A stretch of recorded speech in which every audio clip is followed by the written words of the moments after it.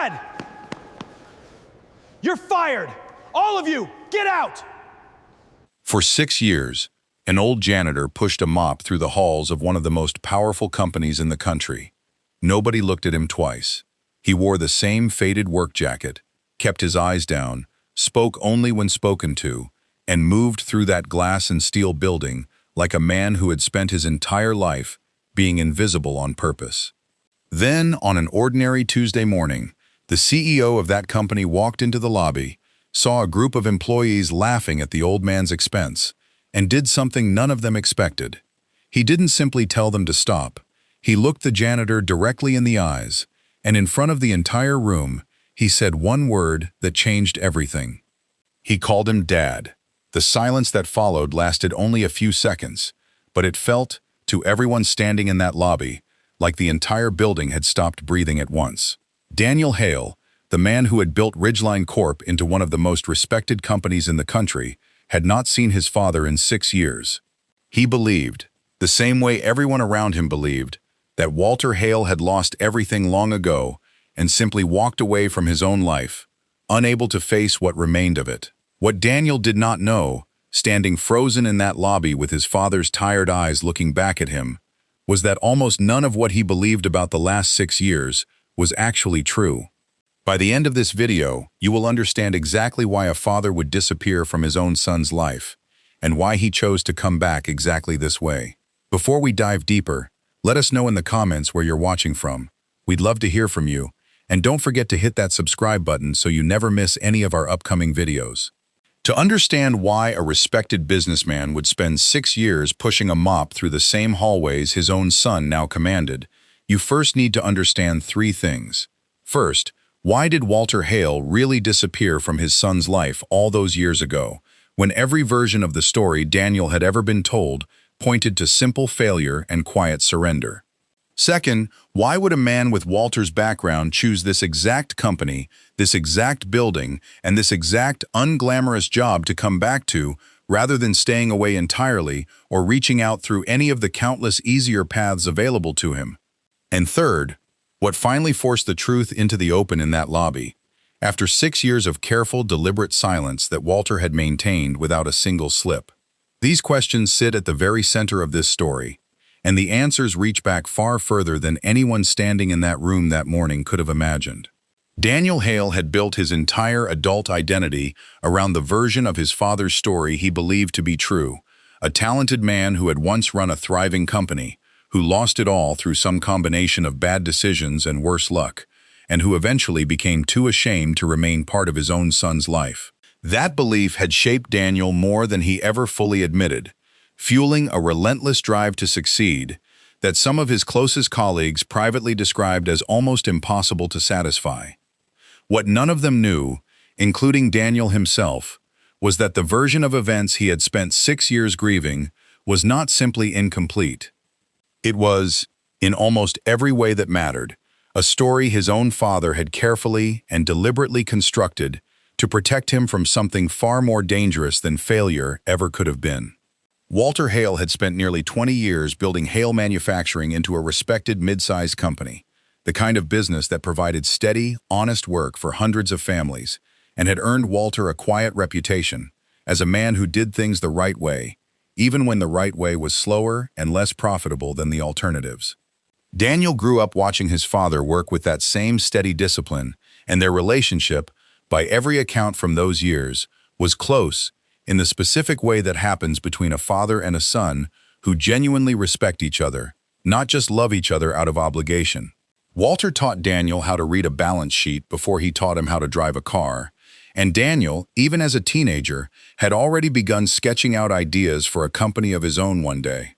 The trouble began when Walter refused to sell Hale Manufacturing to a private investment group run by a man named Marcus Cole, whose reputation for aggressive, sometimes ruthless business tactics was well known throughout the industry. Cole's initial offer was generous.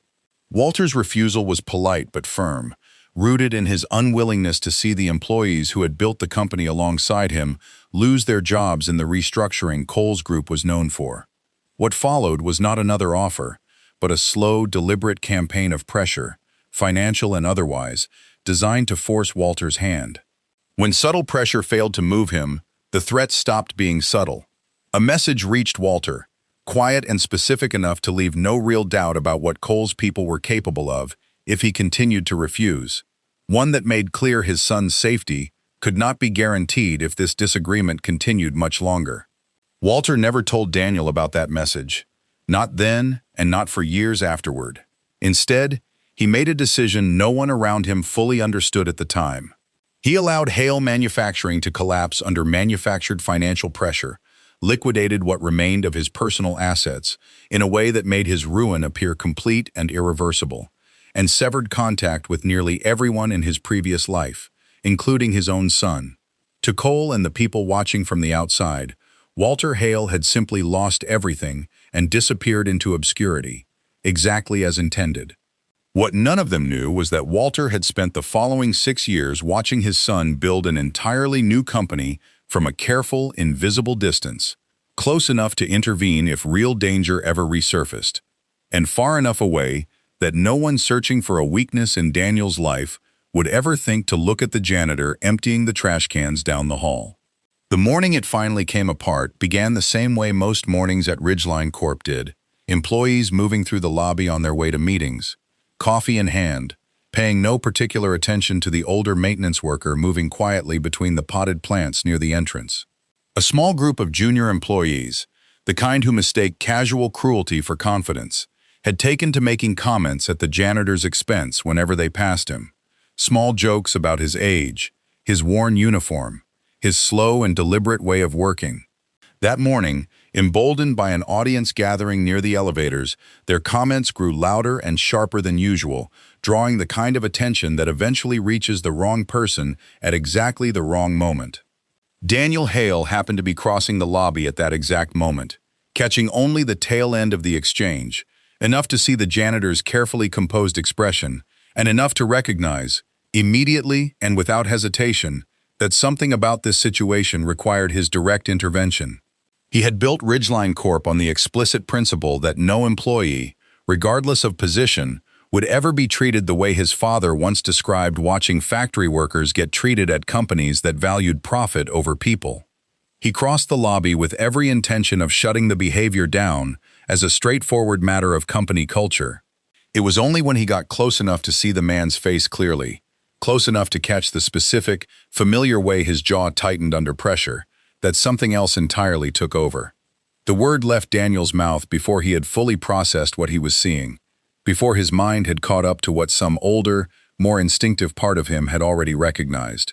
The lobby went completely silent. The junior employees who had been laughing moments earlier stood frozen, uncertain whether they had misheard something impossible or witnessed something they weren't supposed to see at all. Walter, for his part, did not deny it, did not offer some quick explanation to smooth over the moment. He simply stood there, 6 years of careful distance collapsing in the span of a single word, and looked at his son with an expression that carried far more relief than fear, as though some part of him had been waiting a long time for exactly this moment to finally arrive. The hours that followed were a blur of confusion for nearly everyone at Ridgeline Corp except the 2 men at the center of it. Human resources scrambled to understand what had just happened in the middle of their lobby. A few employees, already reaching for their phones, had to be quietly asked to keep the moment private, an ask that would only partially succeed once whispers of what had been overheard began spreading through the building by lunchtime. Daniel, still visibly shaken, pulled his father into his office and closed the door, and for the first time in 6 years, asked him directly for an explanation that made sense of everything he thought he had understood about why his father had disappeared. Walter did not offer the full truth immediately, even in that private room. Old habits of protection, built over 6 years of careful silence, did not simply dissolve because the secret had finally been exposed. He offered pieces at first, enough to explain his presence without exposing the full weight of what had actually happened, watching Daniel's reaction carefully before deciding how much more he was willing to say. Daniel, however, was no longer the teenager who had accepted his father's disappearance without deeper questions. He began connecting details on his own, remembering financial records from years earlier that had never quite added up, remembering the strange, sudden totality of his father's collapse that had always felt somehow too complete, too absolute, for a man as careful with money as Walter had always been. It was Daniel who eventually brought up the name Marcus Cole, recalling a hostile approach Cole's investment group had once made toward his father's company, a detail Daniel had been too young at the time to fully understand the significance of. Watching his father's expression shift the moment that name left his mouth told Daniel everything he needed to know before Walter said another word. The careful, curated story of simple failure and quiet shame that Daniel had carried for 6 years began to fall away entirely, replaced by something far more difficult and far more meaningful than he had ever expected to uncover in his own father's silence. Once the truth finally began surfacing, Walter no longer saw the point in protecting Daniel from it. He explained, slowly and with visible difficulty, exactly what Cole's people had communicated to him all those years ago. The specific threat made against Daniel's safety if Walter continued refusing to sell his company on Cole's terms. He explained the decision that had followed, allowing Hale Manufacturing to collapse under pressure he manufactured himself, liquidating his own life in a way convincing enough to satisfy anyone watching from the outside that he genuinely had nothing left worth threatening him over. He explained why he had chosen, years later, once enough time had passed that the danger seemed to have faded, to take a quiet, unremarkable job inside his own son's company rather than reaching out directly. A decision built on the belief that staying close, invisible, was safer than staying away and hoping nothing would ever go wrong again. Daniel listened to all of it without interrupting, the anger he might have expected to feel towards 6 years of lost time slowly giving way to something closer to disbelief, and beneath that, a grief entirely different from the one he had been carrying. He had spent years quietly resenting a father he believed had simply given up, understanding now that his father had instead given up everything, deliberately and completely, specifically to keep him safe, reshaped nearly every memory Daniel had built around those years of silence. It was not the story of abandonment he had grieved for so long. It was the story of a sacrifice so complete that Walter had been willing to disappear entirely from his own son's life, rather than risk that son's safety for even a moment longer. What made the moment land as hard as it did wasn't simply the reveal itself. It was the 6 years of proof standing quietly in front of Daniel the entire time, a father who could have reached out the moment the danger passed, who could have explained everything from a safe distance the way most people would have, and who instead chose to remain close, unnoticed, and ready to intervene if anything ever threatened his son again, without ever once asking for recognition or thanks for doing it. Marcus Cole's investment group, it turned out, had quietly folded years earlier, undone by an unrelated federal investigation into a separate business matter entirely, a fact Walter had confirmed through careful, distant channels nearly 2 years before the lobby incident ever happened. He could have stepped back into Daniel's life the moment he learned the danger had genuinely passed. Instead, old habits of caution, and perhaps a deeper uncertainty about how to explain 6 lost years to the son he had left behind, had kept him quietly pushing a mop through Ridgeline Corp's hallways long after any real threat remained, watching his son build something remarkable from a distance he could no longer fully justify, but couldn't quite bring himself to close either. The rebuilding that followed the lobby incident did not happen quickly, and neither man expected it to. Daniel offered his father a genuine place within the company, not as a symbolic gesture, but as an actual role, suited to the decades of business experience Walter still carried, an offer Walter accepted slowly, on terms that let him step back into visibility at his own careful pace rather than all at once. The junior employees who had mocked him that morning, once the full story became known throughout the company, carried a particular kind of quiet embarrassment that no formal reprimand could have taught them nearly as effectively. Ridgeline Corp in the months that followed became known for something beyond its business success, a culture built explicitly around treating every employee, regardless of position, with the respect Daniel had learned in the hardest possible way that his own father had once sacrificed everything to protect. How much would you actually give up to protect someone you love, and would you ever find a way to tell them what it truly cost you? Walter Hale spent 6 years answering that question through silence rather than words, a kind of sacrifice that asked for nothing in return and very nearly received nothing at all, if not for one unremarkable Tuesday morning, one moment of casual cruelty in a lobby, and one word that finally brought 6 years of careful distance to an end. What do you think? Could you have kept a secret like Walter's for 6 years? Watching someone you love from a careful distance, without ever explaining why? Let us know in the comments below. We read every single one of them. And if this story moved you the way we hope it did, wait until you hear about the next case, involving a family secret that stayed hidden for an entire generation before a single unexpected conversation finally brought it into the light.